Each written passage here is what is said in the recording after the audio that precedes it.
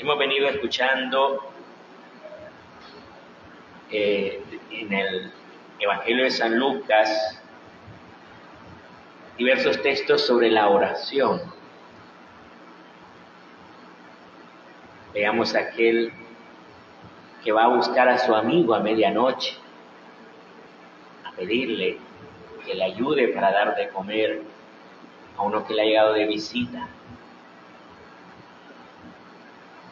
Tenemos la viuda que va todos los días donde un juez pidiéndole que le haga justicia contra su adversario. Y hoy es esta parábola que nos habla de dos hombres que suben al templo a orar. Recordemos, en primer lugar, estamos hablando de un templo judío. En un templo judío no había bancas como aquí en nuestra iglesia, porque allí lo que llegaban era a sacrificar animales. Entonces la gente llegaba, ofrecía sus animales, veía cómo lo mataban y el sacerdote lo ofrecía a Dios y se iba. Y así, siguiente, viene otro, ofrece sus animales, el sacerdote lo sacrifica, ya lo sacrificaron, se va. Siguiente. O sea, no era una cosa de que se reunían para escuchar una palabra, para rezar juntos, no. Eso más bien lo hacían en la sinagoga, donde se reunían para orar, para escuchar la lectura de la palabra de Dios. En el templo llegaban a ofrecer sacrificios a Dios. Pero obviamente, mientras están ofreciendo su sacrificio, la gente podía estar orando. Ahora, lo interesante de esto es que los judíos no rezan en voz baja, sino que rezan en voz alta. Así que, por ejemplo, este fariseo que está orando, reza en voz alta y probablemente el publicano que está atrás lo está escuchando. Entonces, ¿quiénes eran los fariseos? Los fariseos eran personas buenas, conocedoras de la Biblia judía hablamos, ¿verdad? Que no tiene Nuevo Testamento. Y procuraban vivir lo que ellos leían.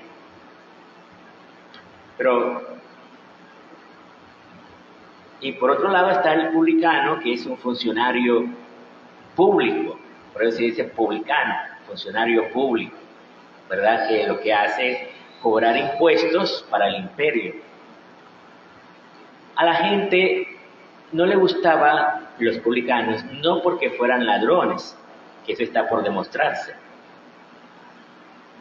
sino porque ese impuesto, en primer lugar, no era para el pueblo de Israel,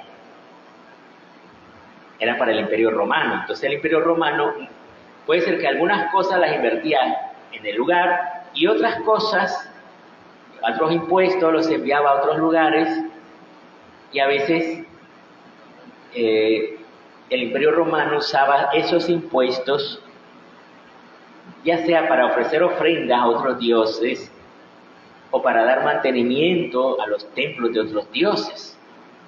Y eso no le gustaba a los judíos, que su dinero fuera usado para dar culto a otros dioses.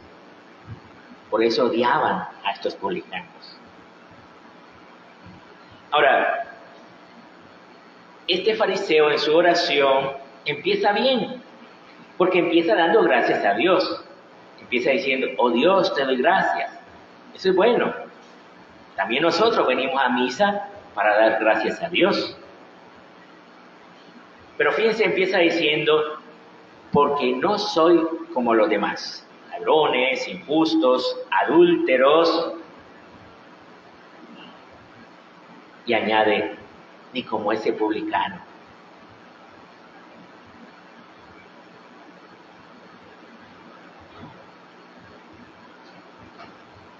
Y fíjense que él está rezando en voz alta. Y el publicano lo está escuchando, lo que está diciendo. Sin embargo, este publicano no le responde a él, sino que simplemente hace su oración a Dios.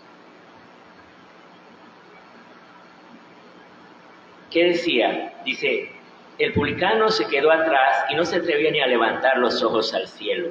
Solo se golpeaba el pecho diciendo, oh Dios, ten compasión de este pecador. Es un poco parecido a la oración que hace el ciego de Jericó, la oración que hacen los leprosos que desde lejos le gritaban, Señor, ten compasión de nosotros, Maestro.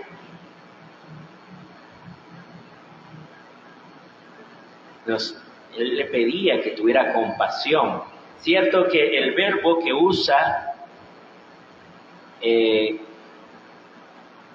literalmente se traduce ser propicio.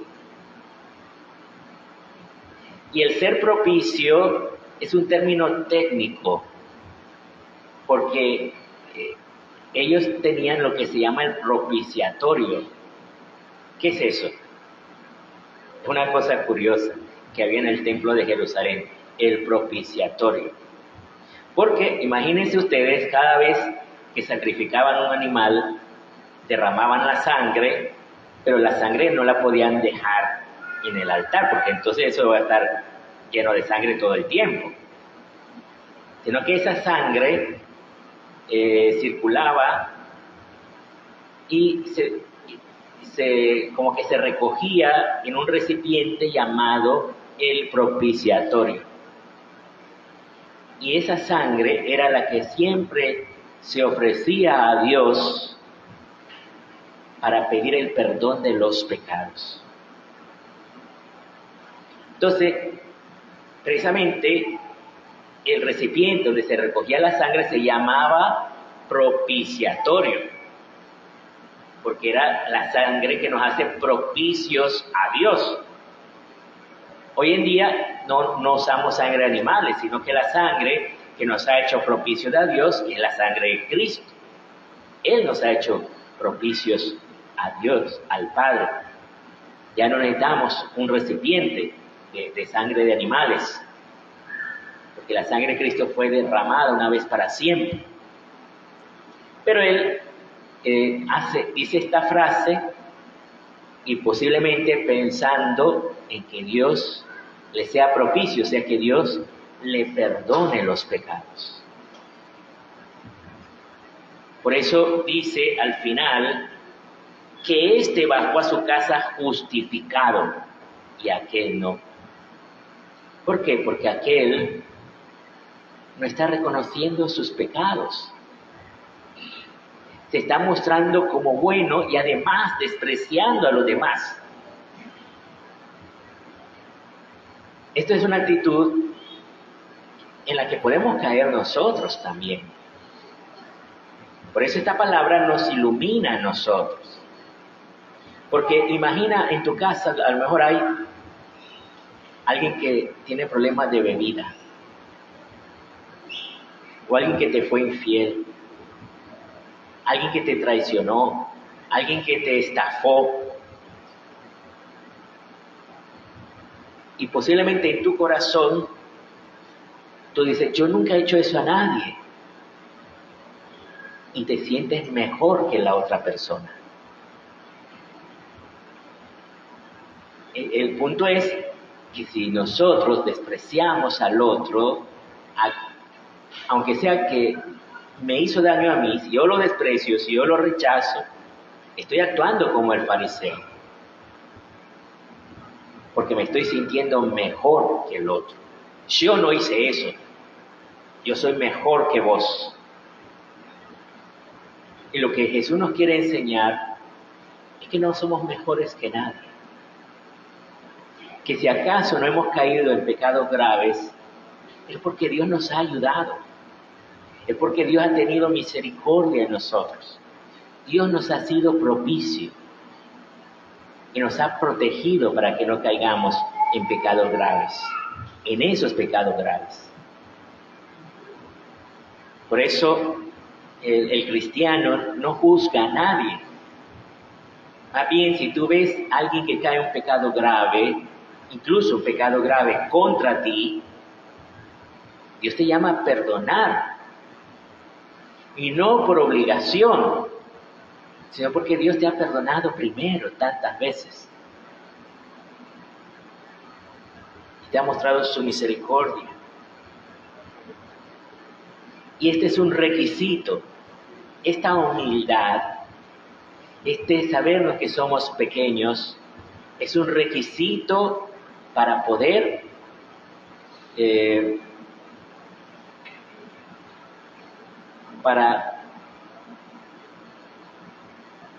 que se escuche la oración.